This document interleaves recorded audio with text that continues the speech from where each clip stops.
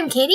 Welcome to 3 new hair tutorials for you for some great back to school looks. This first one is a little bit more relaxed, feminine, and bohemian. We're going to be starting with a side fishtail braid. So divide your hair in two and then take a little bit from one section and trade it to the other. And grab a little bit from the other and trade it back to the first section. We're going to be repeating these steps over and over. Notice how I'm grabbing probably bigger sections than you've seen grabbed in a fishtail before. That's because I want a lot of fullness to this braid. And so we need the bigger pieces to keep the look of the fishtail. Right now I'm grabbing pieces from the outside of the braid to fold it in. Pretty soon, once those get folded in, I'm going to be switching to the inside as I'm pulling strands out. So you get up a little bit higher so you can see. So now that the fishtail is forming, I can start pulling these strands right from the inside. So you can see right there, grabbing that piece from the inside and trading it over to the other. Grabbing a piece there and trading it to the one on the bottom. And once you go about 4 to 5 inches down, we're going to start pulling this braid apart to make sure we get enough volume right here at the base.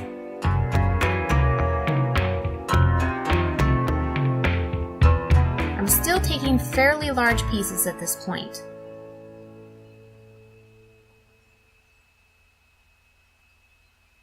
Alright, so now here's where we're going to start pulling apart. If you can, try to grab individual strands and pull on them so that we keep as much definition as possible. Notice how I kept things snug right at the base? If you don't, you'll get separation there and you'll be seeing a gap of air between your braid, and you don't want that.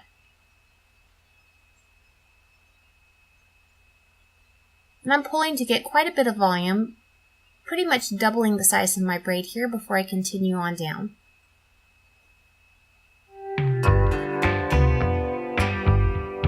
This is the fun thing about a fishtail. You can almost see the strands being made for you now.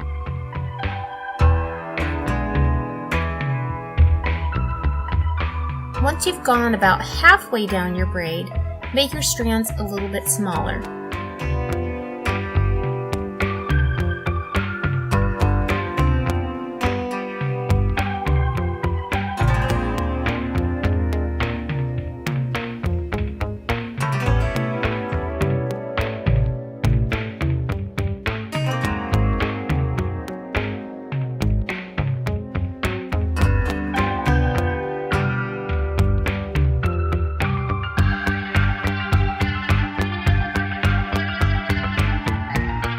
So this is where you're seeing the asymmetry of the braid.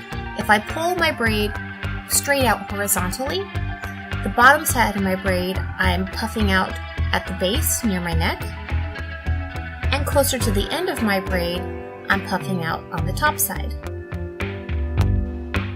It gives it a really great, relaxed, lived-in look and takes away that perfection.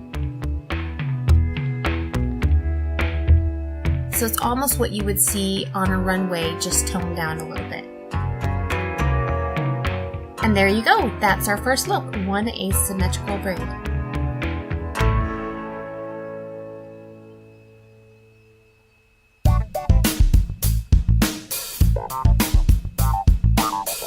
For the second look, we're going to be doing double buns, which are super popular right now. And I was going to do an inside-out bun, which you see there on either side. However, my hair is incredibly long, and there is no way I'm going to be fitting all this length into one inside-out bun. So what I'm going to be doing is making bows instead. What you want here is to get your hair up as high as possible and smooth it out. If you want, you can put some product on the ends to keep those flyaways smooth and in line with the rest of your hair. Or you can add bobby pins later to tuck those away. Do not use rubber band type elastic here at the base of your head. It will rip your hair, especially if you decide you don't like the shape of the bow you make and you have to redo it. So on the third twist here, I'm going to be pulling the loop through as if I was going to be doing an inside out bun. I'm going to be taking my band, twisting it one more time. It gets easier if you put it in the fingers of your other hand. Smooth out your hair if necessary. And then grab an equal sized amount through this other side. And that's the beginning of your bow right there. Now this end, we're going to hide our elastic with the end pieces. So it can go over any which way it lays the best, once over, and then around the base. And then all you do is secure the ends with a bobby pin to hide those away. At this point, it's all a matter of arranging the bow the way that you like it the best. Once you get it in the position that you like, you can take a few extra bobby pins to secure it into place. But this is going to be a really fun, flirty, a little bit of a sporty look too. It's definitely a major attention getter, so if you're not afraid of attention and being the star of the show, this is the hairstyle for you. So again, we're making our first loop of hair and grabbing the last section.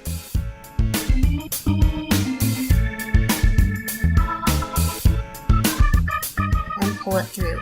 It is really important to try to get the hair starting at exactly the same place on both sides of your head. So that way one bow is not more in front of the other or down your head more than the other. Sometimes when you start off they can look pretty unruly, but just remember we haven't gotten to fluffing it out and positioning it yet. So again, I'm wrapping around the base. And hiding it with a bobby pin.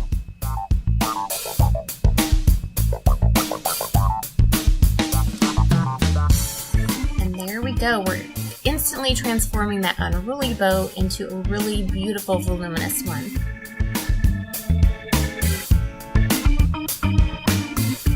I can see this hairstyle easily trending for a long time now.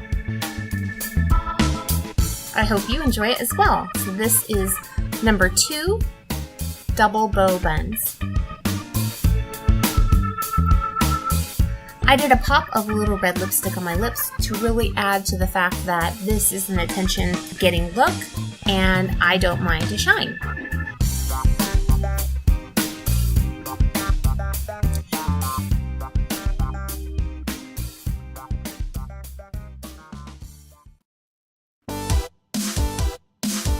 This next look, we're going to start with a very slight off-center parting. The makeup here is toned down. There is no color on the lips at all, just a clear gloss. The look here is preppy, professional, but we want to be careful not to go too dark because if you do, you'll go into the goth look, which is fine if that is what you are going for, but this is not the look that I'm creating here. So we're going to take 2 sections here, brush them back the way that you want them to go first, and then twist them inwards. And we're going to tie a simple knot.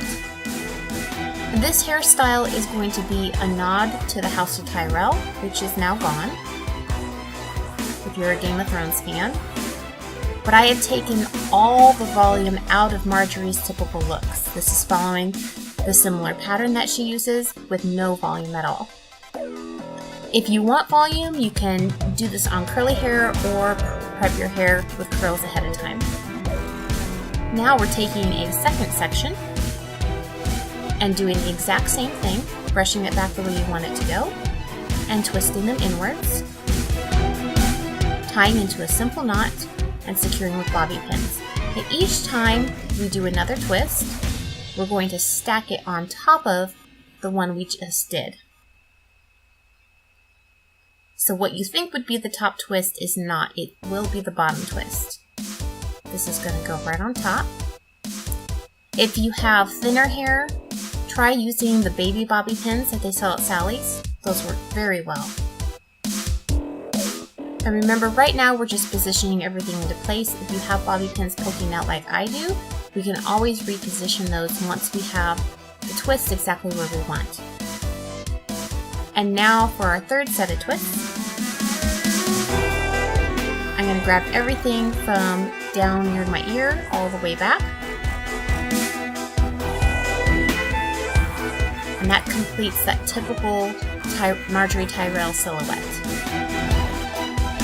If you need to do one piece at a time, you can certainly do that.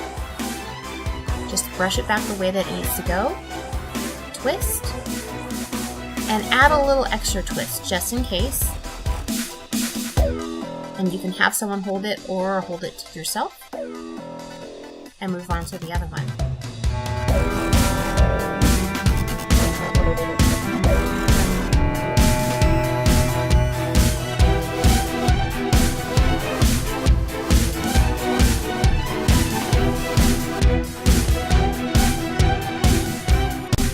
If you're interested in the makeup that I did, I started off with Shackley's New Youth BB Cream, which is absolutely amazing. It feels good on my face and just applies perfectly. It's vegan and non-toxic.